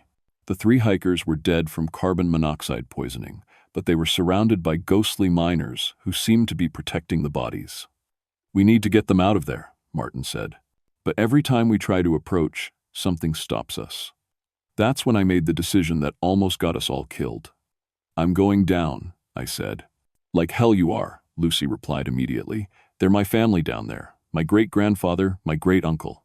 Maybe they'll listen to me." Martin shook his head. "Isaac, those aren't your relatives. I don't know what they are, but they killed 3 people last night." They didn't kill them, I said, though I wasn't sure I believed it myself. The gas killed them. The spirits were just calling to them. I suited up with full breathing apparatus and safety lines. 2 rescue workers would monitor my descent from the work entrance, ready to pull me out if anything went wrong. But as soon as I stepped past the torn metal mesh and into the mine shaft, I knew this was different from any other rescue I'd ever done. The tunnel sloped down into darkness, lit only by my headlamp and the strange yellow glows that danced along the walls. The air inside my mask was clean and safe, but I could smell something else: coal dust and sweat and the metallic tang of fear. About 200 feet in, I started hearing individual voices in the choir. My great-grandfather James was singing "Dark as a Dungeon," his voice clear and strong like I remembered from childhood stories. Uncle Pete was harmonizing on "Which Side Are You On?", the old Union song. And there were others, voices singing mining ballads I'd heard my grandfather hum but never knew all the words to. The tunnel opened up into a large chamber, and that's where I found them. 47 ghostly miners, arranged in a semicircle around the 3 dead hikers. They were solid enough to cast shadows in my headlamp beam, but translucent enough that I could see the rock wall behind them. Their clothes were the heavy work pants and cotton shirts of the 1932nd, covered in coal dust that seemed to move and shift in the light. And they were all looking at me. "Isaac boy," my great-grandfather said, stepping forward from the group. "You came down to join us after all." "I came to get the bodies," I said, my voice muffled by the breathing mask. "These people have families who want them back." "They got families here now," Uncle Pete said with a smile that didn't reach his empty eye sockets. "They're part of the choir. They're going to sing with us forever." The other miners began to close in around me, still singing but softer now. Love songs and lullabies mixed with mining ballads. Songs about home and family and the peace that comes when the work is finally done. "Take off your mask, Isaac," great-grandfather James said, gently. "The air's safe now. We cleared out all the bad gas.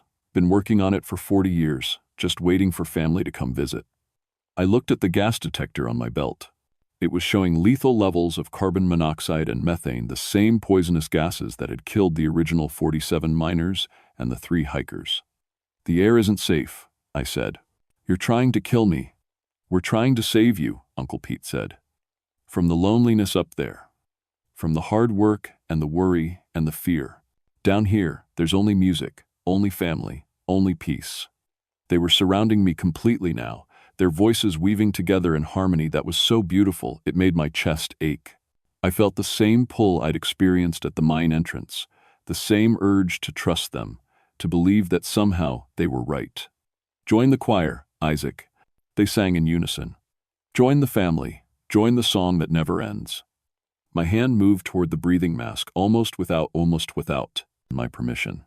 The singing was so beautiful, so peaceful, and I was tired of rescues that went wrong, tired of losing people to the mountains, tired of being alone. But then I thought about Lucy, waiting at the entrance. About Martin, who'd almost followed these voices to his death. About my grandfather, who'd spent his whole life grieving for the father and brother he'd lost in this mine. "No," I said, backing toward the tunnel entrance. "I'm not joining anything. I'm taking these bodies home." The singing stopped. In the sudden silence, I could hear something that chilled me to the bone. The sound of breathing, not my own, but 47 sets of lungs that should have been dead for 40 years. "You can't leave, Isaac," great-grandfather James said, and now his voice was different. "Hungry, angry. We've been waiting too long for family to visit. We've been singing alone in the dark for 40 years. The miners began to move toward me, and I realized they weren't as harmless as they'd seemed. Their translucent forms were becoming more solid, more real. Their eyes were filled with a desperate hunger that had nothing to do with love or family. "We need living voices to make the harmony complete," Uncle Pete said. "Dead voices ain't enough anymore. We need warm breath and beating hearts." I ran. Behind me, 47 voices rose in a song I'd never heard before, a hunting song, full of rage and desperate need. The yellow lights in the tunnel flared brighter, and I could hear footsteps following me. Heavy mining boots on stone, moving faster than any human could run. 50 feet from the entrance, my safety line jerked tight. I looked back and saw ghostly hands wrapped around the rope, trying to drag me back into the mine. "Pull me up!" I screamed into my radio. "Pull me up now!" The rescue workers at the entrance hauled on the line with everything they had. For a moment, I was caught in a tug-of-war between the living and the dead. Then the ghostly hands lost their grip, and I tumbled out of the mine entrance into daylight. Behind me, the singing rose to a crescendo of fury and loss. But it was fading now, growing weaker as the sun climbed higher in the sky. "Did you get them?" Martin asked. I shook my head. "They're not coming out, and neither is anyone else, if we're smart." But we weren't done yet, because that night, the singing spread. By dawn on October 18th, we could hear the ghostly choir from 3 different mine sites on Lonesome Pine Ridge. Number 4 was still the loudest, but numbers 2 and 7 had also started echoing with voices from the past. The state police set up roadblocks to keep people away from the area, but it was too late. Martin Webb was found dead that morning, sitting in his truck at the number 2 entrance with his windows down and a peaceful smile on his face. "Carbon monoxide poisoning," the coroner said. Somehow, the deadly gas had seeped out of the sealed mine and filled his vehicle while he listened to the singing. "They got him," Lucy said when we found the body. "Whatever's in those mines, they finally got him." I knew she was right. Martin had been fighting their call ever since that first encounter at number 4. But you can only resist beautiful, desperate voices for so long before you start to believe they really do have your best interests at heart. The state brought in a team of specialists from the University of Kentucky, geologists, mining engineers, even a professor of folklore who'd studied similar phenomena in coal country. They sealed all 3 mine entrances with steel-reinforced concrete and set up monitoring equipment to track gas emissions. "Collective auditory hallucination," the folklore professor said after 3 days of investigation. "Tragic mining accidents create psychological impressions that persist in the local community. The singing is just wind through rock formations. But people hear voices because they expect to hear voices." But the monitors they left behind recorded something the professor couldn't explain. 47 distinct vocal tracks, harmonizing in perfect pitch, coming from inside the sealed mines. The recordings were clear enough to identify specific songs and even individual voices. I recognized my great-grandfather's voice on those recordings, and Uncle Pete's, and 45 others that sounded like men who'd been dead for over 40 years. The singing stopped on Halloween night. Just after midnight, all 3 mines went silent at exactly the same time. The temperature around the ridge returned to normal, and the ice that had covered the mine entrances melted away. But it wasn't over. 2 weeks later, I got a call from a ranger in Virginia. Similar reports were coming from abandoned coal mines near Bluefield. Then West Virginia called about singing voices in the mines around Beckley. After that, Pennsylvania, Ohio, Illinois. Everywhere coal had been mined.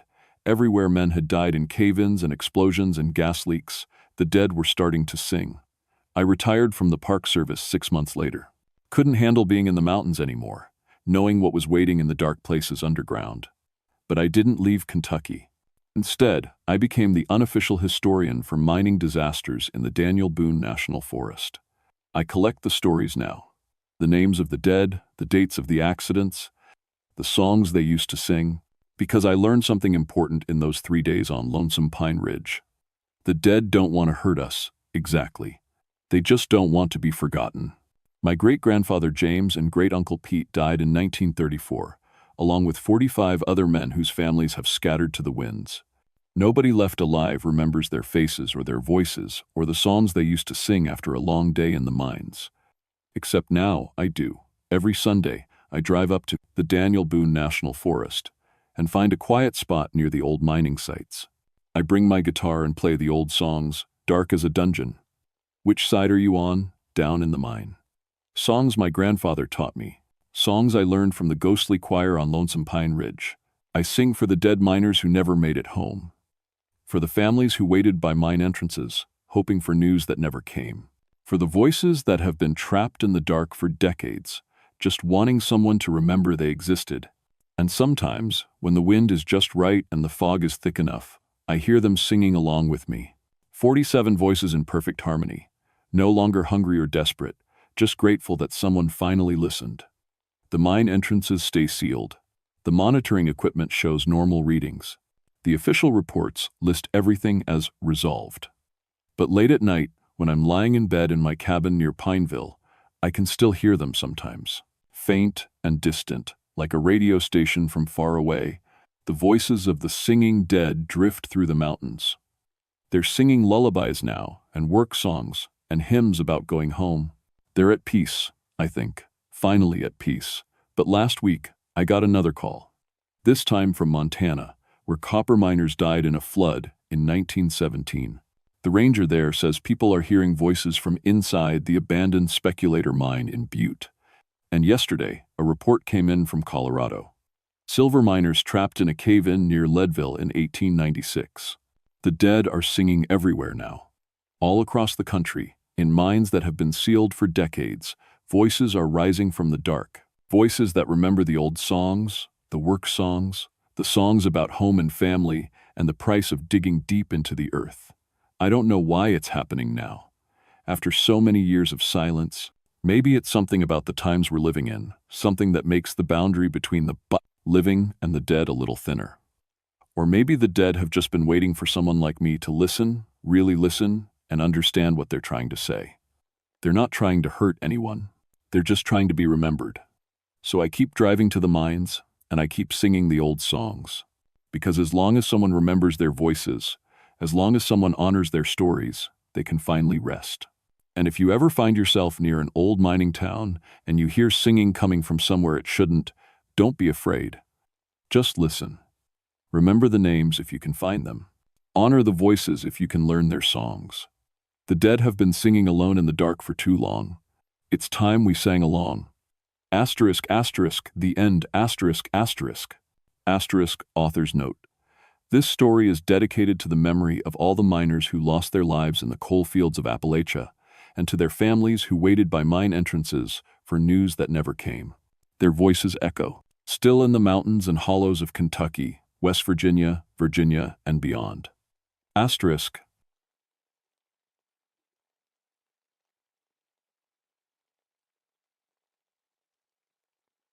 My name is Edgar Dunmore, and I've been a park ranger for 17 years. I protect the old Cherokee burial grounds in the George Washington National Forest, up in the Virginia mountains. People think my job is just checking campsites and giving directions, but I also have a PhD in Appalachian folklore.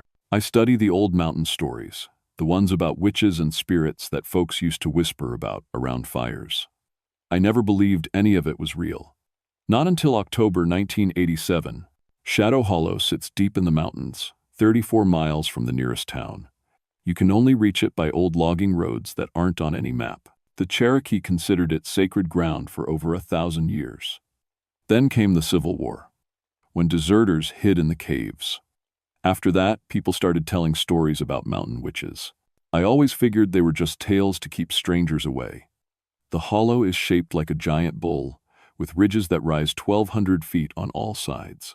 Ancient oak trees grow thick as a wall, their branches twisted into strange shapes. Natural stone altars dot the forest floor, flat rocks where the Cherokee once left offerings.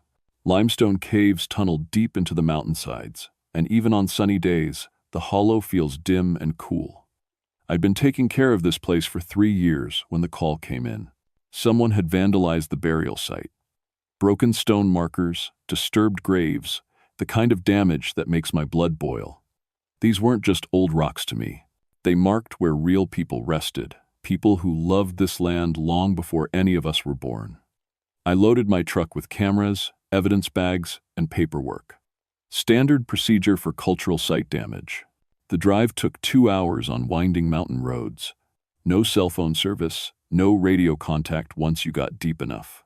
Just you and the mountains. The October air was crisp when I parked at the trailhead. Leaves crunched under my boots as I hiked the half-mile into the hollow. Something felt different right away, but I couldn't put my finger on what. The forest was too quiet, maybe. No bird songs, no squirrel chatter, no insect buzz. Just my footsteps and the sound of my own breathing. I found the damaged burial markers first. Someone had knocked over 3 stone posts and scattered the rocks in all directions. I took photos from every angle, documented the GPS coordinates, filled out forms, everything by the book. This looked like teenager vandalism, GPF, mindless destruction with no pattern or purpose. Then I walked deeper into the site and found something that made me stop cold. Around the base of the largest oak tree, someone had arranged human bones in a perfect five-pointed star, not old bones either. These were white and clean, like they'd been boiled or bleached. A skull sat in the center, grinning up at me with teeth that had been filed to sharp points. I'd seen plenty of animal bones in the forest. Bears, deer, even the occasional lost hiker. But these were definitely human. The shape of the skull, the length of the leg bones, no doubt about it. Someone had dug up a body and arranged the pieces like some kind of sick art project. My hands shook as I took pictures. This wasn't vandalism anymore. This was a crime scene. I needed to call for backup, get the sheriff involved, maybe even the FBI. But my radio was dead. No surprise. The mountains played hell with electronics. I should have left right then. Should have hiked back to my truck and driven to town for help. But something kept me there, some nagging feeling that I was missing something important. The bones looked too clean, too perfectly arranged. And that smell in the air, sweet and rotten at the same time, like flowers left too long in a vase. The temperature was dropping fast. It had been 60 degrees when I arrived, but now I could see my breath. October in Virginia can be unpredictable, but not this unpredictable. Something was wrong with this place. As I packed up my equipment, I noticed more bones scattered through the trees. Not arranged this time, just scattered like trail markers, leading deeper into the hollow. Against every instinct I had, I followed them. The bone trail led me away from the Cherokee burial ground and into parts of the hollow I'd never explored. Each skeleton piece was placed exactly 50 feet from the last, too precise to be accidental. Someone wanted me to follow this path. My camera started acting up after the 10th bone. The LCD screen flickered and went dark, even though the battery was full. I tried my backup camera and got the same result. Electronics always had problems in the mountains, but this felt different. Deliberate. The trail of bones led to a small clearing where 7 flat stones formed a rough circle. Each stone was carved with symbols I didn't recognize, not Cherokee, not any Native American writing I'd ever seen. They looked older, cruder, like someone had hacked them out with primitive tools. In the center of the circle sat a wooden bowl carved from black oak. Inside the bowl was a human skull, smaller than the first one. A child's skull? That's when the smell hit me full force. Sweet decay, like meat left in the sun for days. But there was something else underneath it. Herbs, maybe, or incense. The kind of smell that gets in your nose and won't leave. I heard movement in the trees behind me. Footsteps, but wrong somehow. Too light for a person, too heavy for an animal. I turned around and saw nothing but shadows between the oak trunks. The forest was still dead quiet. No wind, no animal sounds, nothing but my own heartbeat pounding in my ears. "Hello?" I called out. "Forest Service, this is a restricted area." My voice echoed off the ridge walls and died. No answer came back. I should have been scared, but training kicked in. Possible suspects in the area, evidence of a serious crime, backup needed, immediately. I started hiking back toward my truck, moving fast but trying not to run. Running would mean I was panicking, and park rangers don't panic. Halfway back to the burial ground, I found another bone circle. This one was bigger, made from what looked like an entire human skeleton. The bones were wired together with thin metal, forming a perfect ring around another carved stone. On top of the stone sat a clay jar filled with dark liquid that moved when I wasn't looking directly at it. My GPS started giving impossible readings. According to the screen, I was standing at an elevation of -300 feet. That would put me underground, which was clearly wrong. The device showed my location jumping around the map like a pinball, sometimes placing me in Tennessee, sometimes in West Virginia. I tried my compass next. The needle spun in slow circles, never settling on any direction. Either there was a massive iron deposit under the hollow, or something was interfering with magnetic fields in ways that shouldn't be possible. The temperature had dropped another 20 degrees. I could see ice crystals forming on the carved stones, even though it was only 4 in the afternoon. My breath came out in thick white clouds that hung in the air too long, like the hollow was holding on to everything I exhaled. That's when I saw the figure. At first, I thought it was just a shadow between two trees, the kind of optical illusion you get when branches cross at weird angles. But shadows don't move when there's no wind, and this one was walking. It was tall, maybe 7 feet, and wearing something that looked like a black robe. The fabric seemed to absorb light instead of reflecting it. I couldn't make out a face under the hood, just darkness that hurt to look at directly. The figure moved between the trees without making a sound. No footsteps, no rustling leaves, nothing. It glided like it was floating an inch above the ground. I fumbled for my camera, forgetting it was broken. By the time I looked up again, the figure was gone, but I could feel eyes watching me from somewhere in the trees. Multiple sets of eyes, all focused on me like I was the most interesting thing they'd seen in years. The smart thing would have been to run. Every instinct I had was screaming at me to get out of that hollow and never come back. But I'm a scientist as well as a ranger, and scientists need evidence. I needed to know what was happening here before I could report it to anyone. I found 3 more bone circles on my way back to the truck. Each one was more elaborate than the last, with symbols carved deeper into the stones and more human remains arranged in complex patterns. The bones looked ancient but felt warm to the touch, like they'd been sitting in sunlight even though the hollow was getting darker by the minute. At the last circle, I found something that made my hands shake so bad I almost dropped my notebook. Mixed in with the old bones were fresh ones, still bloody, still carrying pieces of flesh. And scattered around the edge of the circle were personal items. A woman's watch, a man's wallet, a child's backpack. I opened the wallet with the tip of my pen. Driver's license for Robert Chen, age 34, from Richmond. The photo showed a smiling Asian man with kind eyes. According to the license, it had been issued just 6 months ago. The watch was still ticking. The backpack contained homework with a name written in crayon, Amy Patterson, grade 3. Fresh pencil marks, like it had been written yesterday. That's when I heard the voices. They came from deeper in the hollow, carried on a wind that didn't seem to touch the trees. Multiple voices speaking in unison, chanting words in a language I'd never heard. The sound made my teeth ache and my vision blur around the edges. I ran then, training forgotten, scientific curiosity gone, basic human survival taking over. I crashed through the underbrush like a panicked deer, not caring about the noise I made or the evidence I might be destroying. Behind me, the chanting got louder. I made it back to my truck as the sun disappeared behind the western ridge. The hollow was already dark as midnight, but when I looked up, I could still see blue sky above the tree line. The darkness was local, contained within the bowl of the mountains like something thick and black had been poured into it. My truck wouldn't start. I turned the key and got nothing but clicking sounds.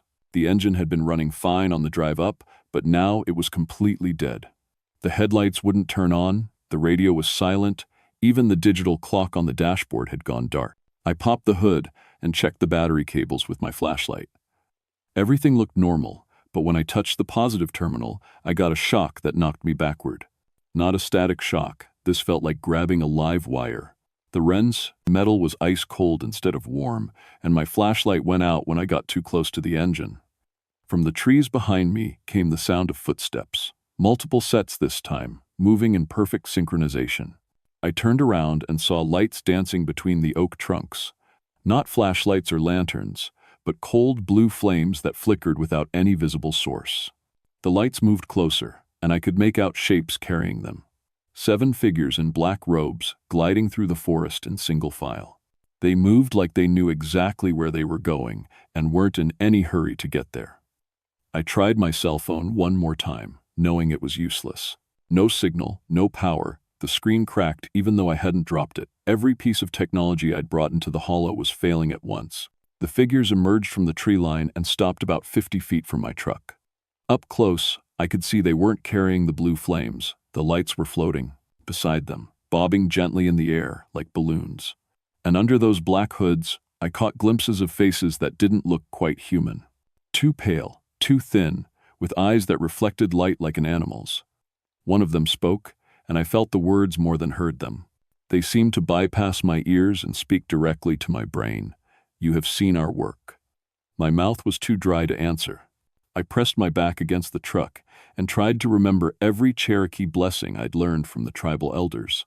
My grandmother had been one-quarter Cherokee, and she'd taught me a few phrases when I was young. I'd never needed them before, but the words came back to me now like muscle memory.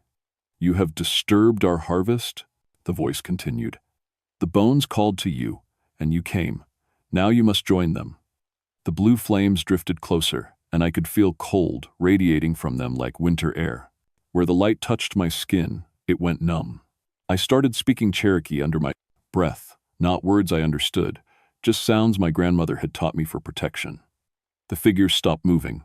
One of them raised a hand that was too long and had too many joints.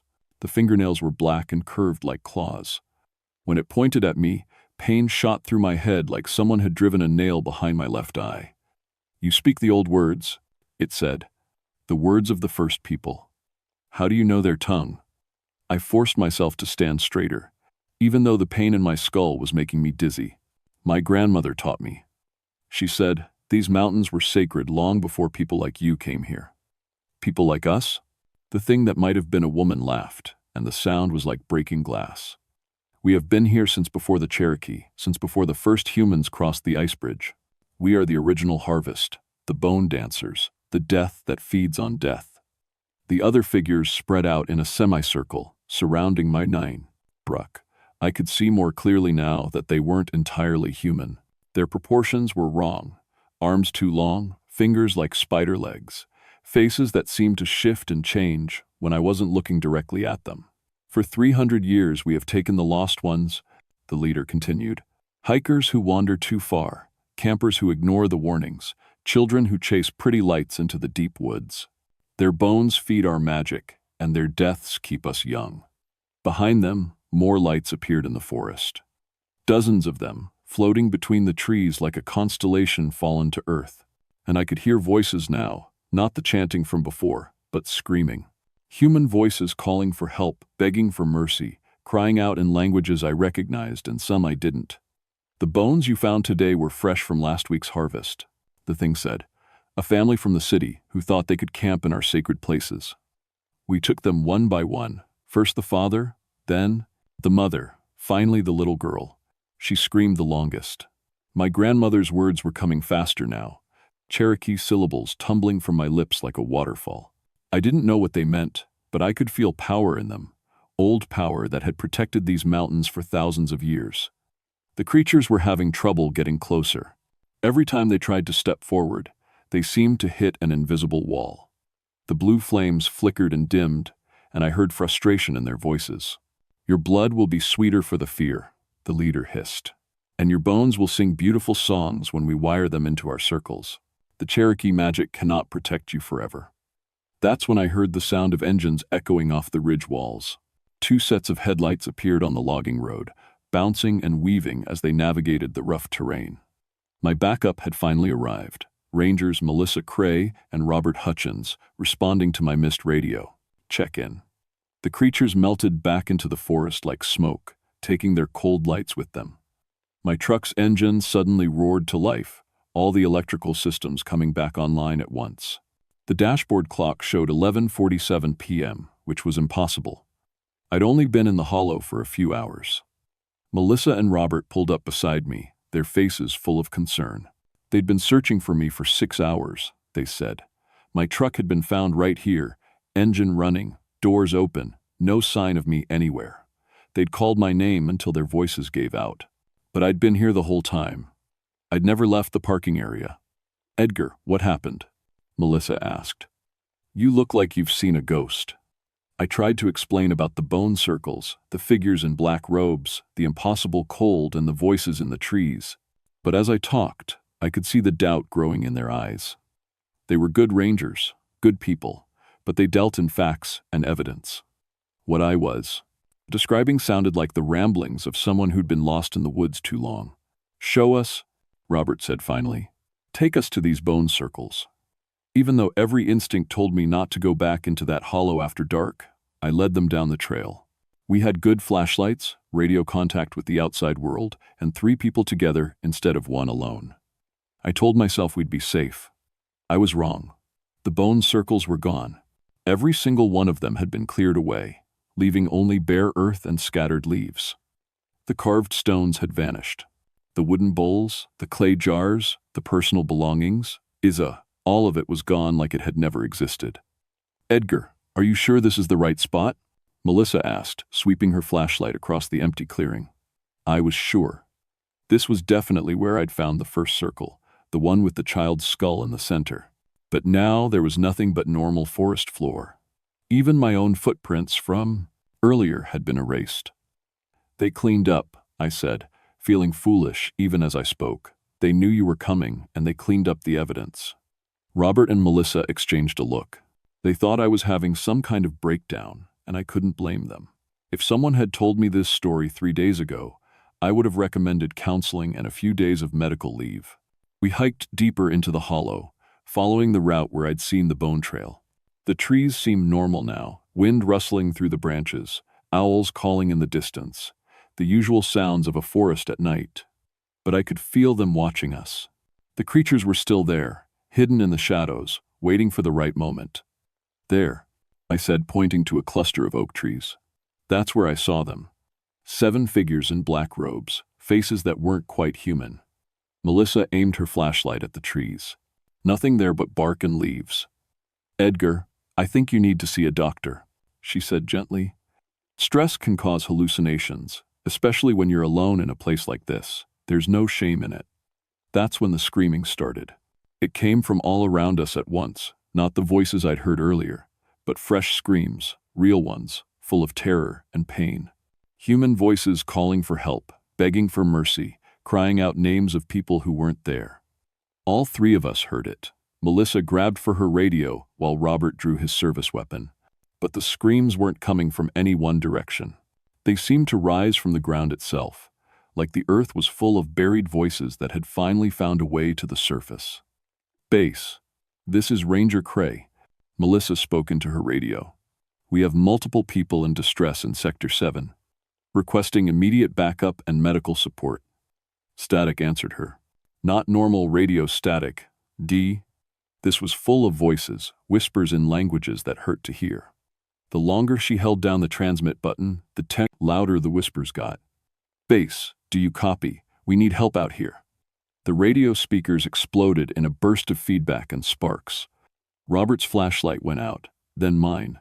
Melissa's lasted another few seconds before the bulb shattered, leaving us in complete darkness. The screaming stopped. In the sudden silence, we could hear footsteps circling us. Dozens of them, moving through the trees with perfect coordination. And between the footsteps came the sound of bones clicking together, like wind chimes made of human remains. "Stay together," Robert whispered. "Back to back. Whatever's out there, we face it together." Cold blue light began to flicker through the trees. Not the friendly flames I'd seen before. These were hungry lights, lights that moved with purpose and intelligence. As they got closer, I could see the creatures carrying them. There were more than 7 now, maybe 20 or 30, all in black robes, all with faces that belonged in nightmares. Some looked almost human, except for the wrong number of eyes or mouths that split too wide. Others had given up any pretense of humanity, things with too many arms, heads that bent at impossible angles, skin that seemed to writhe and move on its own. "Jesus Christ," Robert breathed. "What are those things?" "Mountain witches," I said. The stories were all true. They've been harvesting people in these mountains for centuries. The creatures formed a circle around us, just like they had around my truck. But this time, there were no Cherokee words to protect us, no old magic to hold them back. I'd used up my grandmother's protection earlier, and now we were on our own. "Fresh bones," one of them said in that voice that spoke directly to our minds. "Strong bones, young bones. These will make fine additions to our circles." Melissa raised her gun, but her hands were shaking too badly to aim. "Federal agents," she shouted. "Stay back or we'll shoot."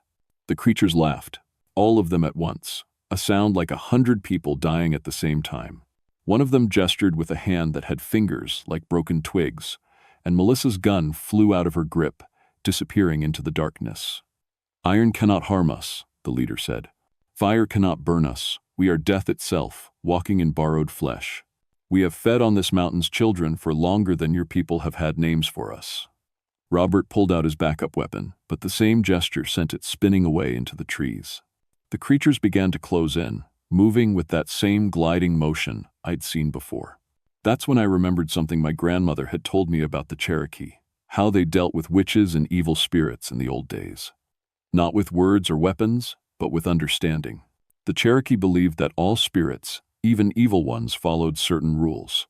If you knew the rules, you could use them. "Wait," I called out. "I have a question." The creature stopped moving. "You said you've been here since before the Cherokee. But this is Cherokee land, protected by Cherokee magic. How can you stay here if you don't belong?" The leader tilted its head, and I caught a glimpse of what might have been a smile under its hood. "Clever little bonewalker, you seek to trap us with words. I seek to understand. The Cherokee allowed you to stay here, didn't they? You made some kind of deal. The first people knew we could not be destroyed," it admitted. "So they bound us to this place, limited our hunting to those who came seeking us. We could take the lost, the curious, the ones who ignored the warnings, but we could not leave the hollow. And in return, we kept worse things away. There are hungers in the deep mountains that make us look like children's pets. The Cherokee feared them more than they feared us." I was starting to understand. The creatures weren't just random monsters. They were part of an ancient system, a supernatural ecosystem that had kept the mountains in balance for thousands of years. The Cherokee hadn't banished them because they couldn't. Instead, they'd found a way to live with them. "But times have changed," I said. "People don't believe in the warnings anymore. They come here without knowing what they're walking into." "Their ignorance is not our concern," the leader said. "The compact was made with the first people. When they were driven away, the rules remained, but the understanding was lost. Now we take whom we please. What if we made a new compact? What if we could restore the understanding?" The creature was quiet for a long moment. Around us, the other witches began to murmur among themselves in their incomprehensible language. "You would speak for your people?" it asked finally. "I would try. And what would you offer in exchange for the lives of your companions?" I knew what it wanted. The same thing it had always wanted. Fresh bones, new, magic, a willing sacrifice to feed its ancient hunger. But there had to be another way, some loophole in the rules that I could exploit. "My knowledge," I said. "I know more about these mountains than any ranger who's come before me. I know the Cherokee history, the sacred sites, the old stories. I could help you understand the modern world, help you adapt to the new times." "Knowledge fades," the creature said. "Bones endure." But I could hear interest in its voice. These things had been trapped in their hollow for centuries, cut off from the changing world beyond the ridges. They had to be curious about what they'd been missing. "The modern world has things you've never imagined," I pressed. "New kinds of people, new kinds of fear, new ways to harvest what you need without breaking the old rules." That got their attention. The circle of creatures began to close in again, but slowly, like they were considering my words. "You would teach us these new ways in exchange for safe passage out of the hollow, and a promise that you'll stop taking innocent people. And if we refuse your bargain..." I looked at Melissa and Robert, both of them pale and shaking but still standing their ground. Good people who didn't deserve to die for my curiosity. "Then you take us all," I said. "But you'll never learn what you're missing in the world beyond these mountains." The leader was quiet for so long I thought it had decided to reject my offer. When it finally spoke, its voice carried a different tone. Humanida, not the predatory hunger from before, but something that might have been respect. "Very well, Bonewalker. We accept your bargain. You will return to this place once each season, and you will teach us of the new world. In exchange, we will limit our hunting to those who seek us deliberately. And my companions go free?" "They go free. But they will remember nothing of this night.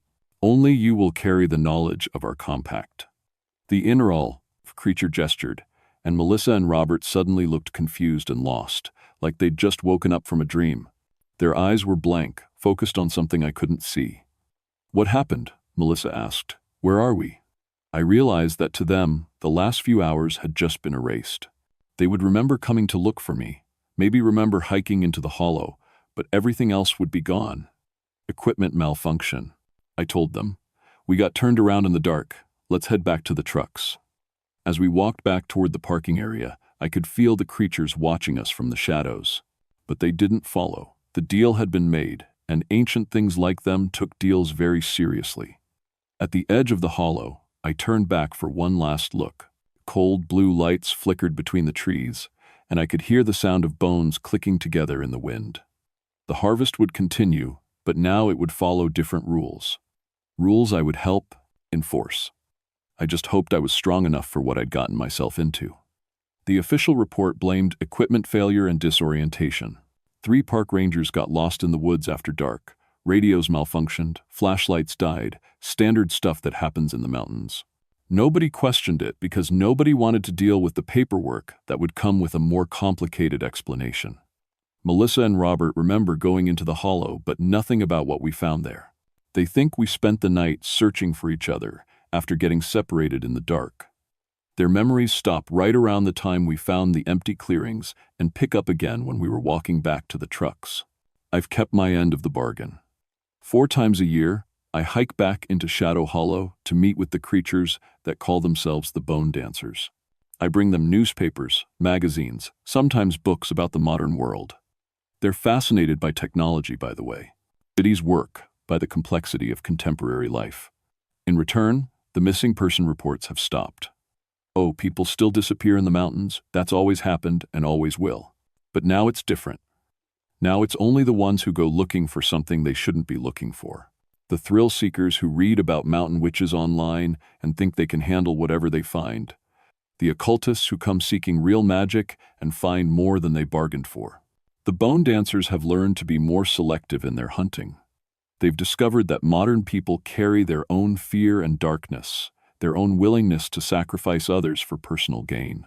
They don't need to take random hikers anymore when they can feast on the kinds of people who deserve what they find in the deep mountains.